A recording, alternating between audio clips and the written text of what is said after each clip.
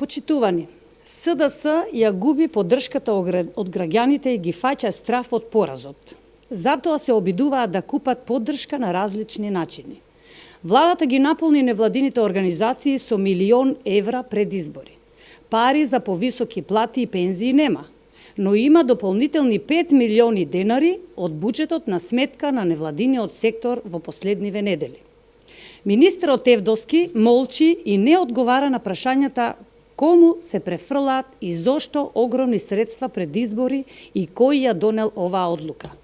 Дали начинот и распределбата на парите од граѓаните сега го диктираат невладините активисти кои седнаа во владините фотели кои им ги додели владата на СДС. Станува очигледно дека нема трага од ветената транспарентност во работата на владата.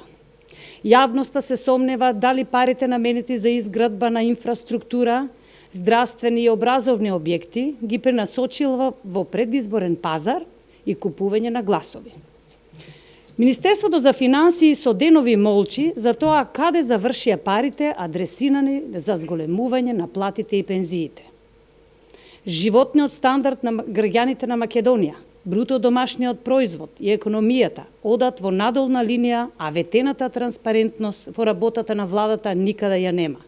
Министерот Тевдовски не ја спроведе ветената транспарентност, не ја објасни на јавноста каде и поради кои причини граѓаните не ги добиваат ветените пари за покачување на платите и пензиите.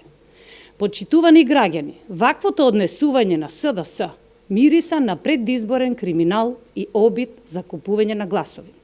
Ваквото неодговорно однесување на неспособната влада на СДС ќе биде казнето на 15 октомври, а по враќањето на правната држава секој ќе одговара за незаконските действија кои ги превземал.